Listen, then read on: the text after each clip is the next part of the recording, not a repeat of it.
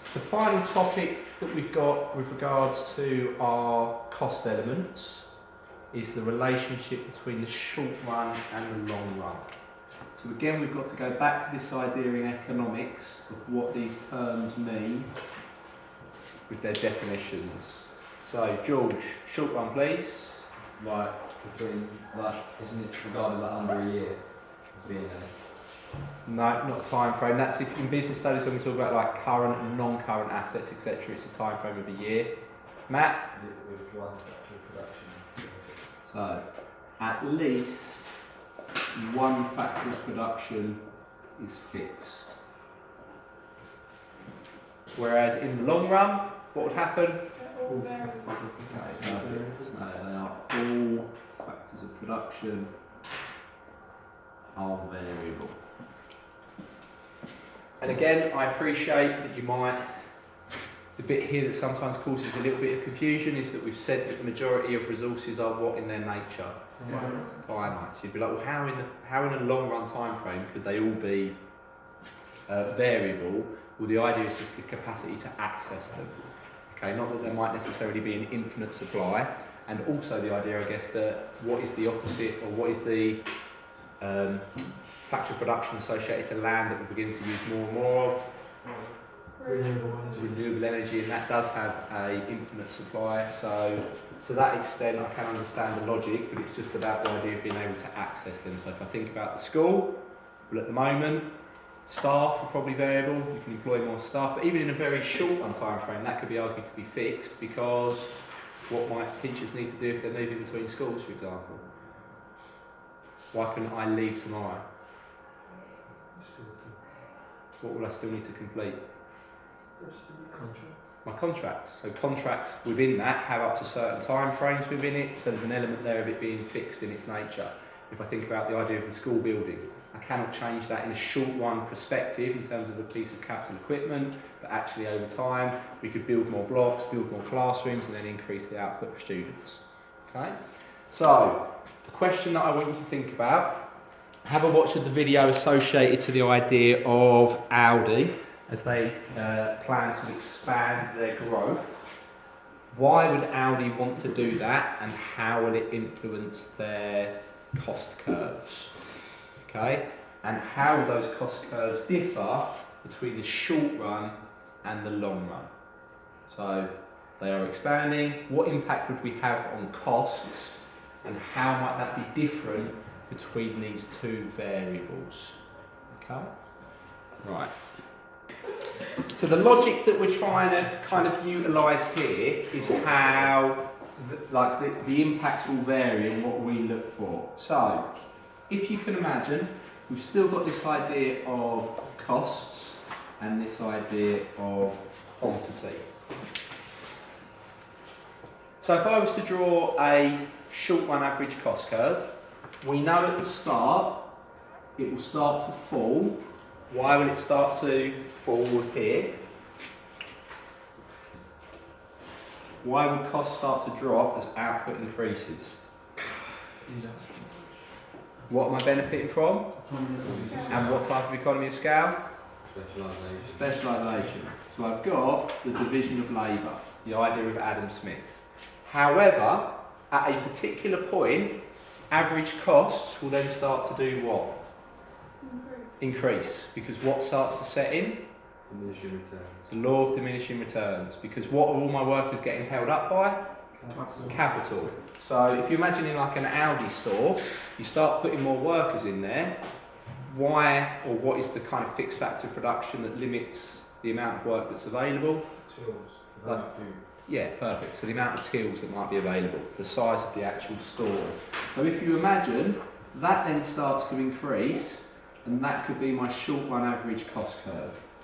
Okay, and then this bit here in blue, we've got that idea of the law of, well, let's change that, sorry. The law of diminishing returns is where marginal physical product starts to fall, and that's where your marginal cost curve comes up. This bit here is when the average output starts to fall. So we're just going to refer to this as the idea of diseconomies of scale that's linked to the law of diminishing returns. It doesn't actually physically occur at that point. I might move that here. So, logically, what would Audi then go and do to help overcome that problem that they're employing all these staff, but the staff are getting caught up because there's not enough capital equipment? Increase capital. AKA for them, build another store or a bigger store or add to its size. So let's assume that they then increase their store, so they build a second one. So again, we've got our second store, so we move there, we're going to benefit again from economies of scale at that particular store, but eventually at some point, what will even still happen at that store? Held back by capital. So then I decide to do what? Build another, etc., etc. Now, so all I've got at the moment is the idea that over time, imagine this is the cost if they had one store. Imagine if they then increased the capital to a second store. I mean, it's still fixed because they can't necessarily go beyond that. Then they built a third store. So as they build each store, workers can become more productive. The average cost drop, but even in each, at some point, it will start to rise again. If I was doing this in the long run, what would never have been the thing that stopped them in the first place? The capital, because that would have been variable. So what would have never have started to have risen again?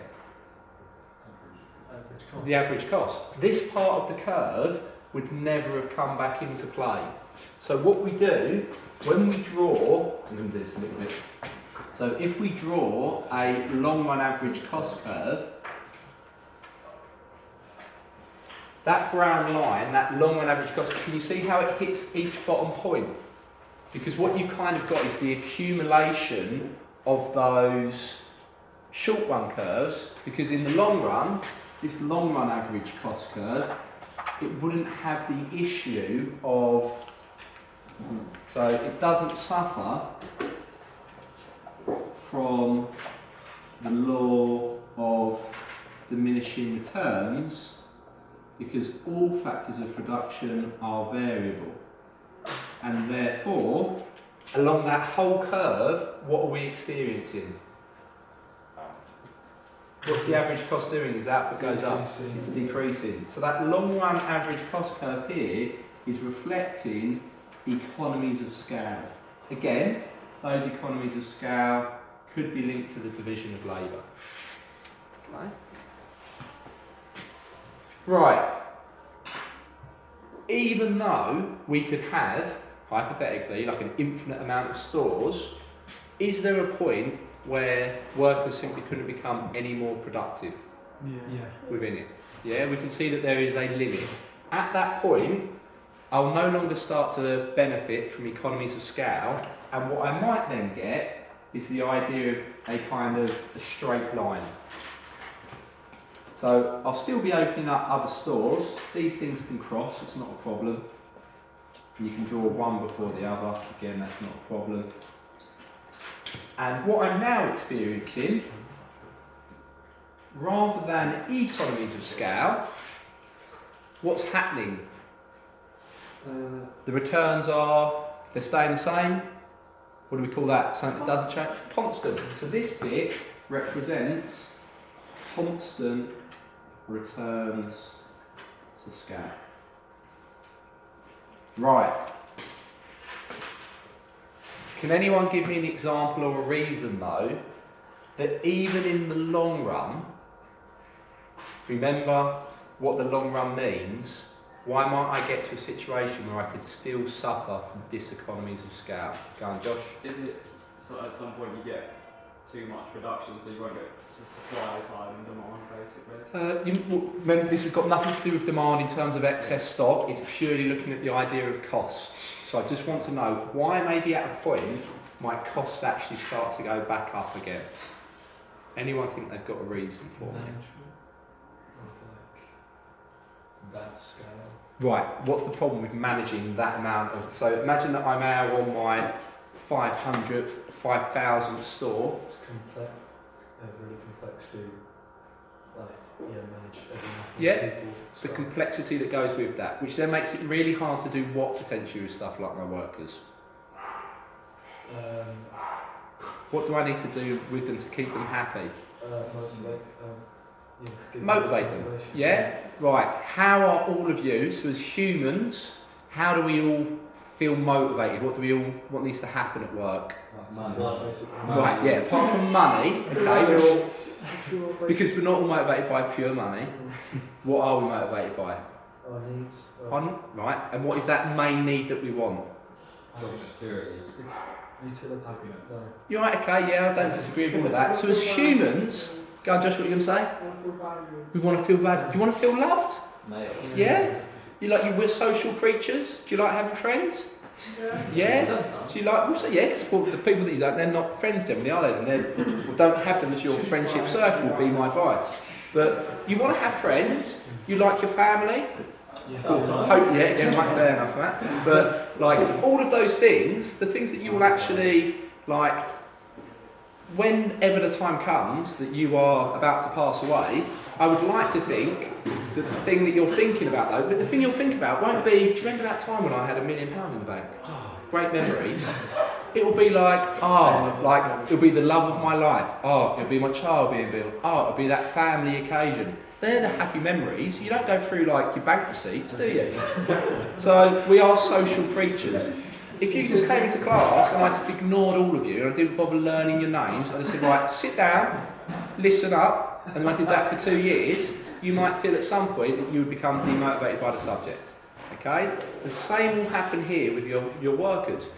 The reason why they'll become less productive isn't because they've not got enough tools or equipment, it's that they know management can't observe them, so I'm just going to take a longer break. The manager doesn't even know who I am, so again, I'm not going to work as fast as what I need. So at some point, even though all factors of production are variable, unless you're in like maybe a fully automated, and let's just point this out as well. Some economists could argue that this constant returns to scale just carries on forever.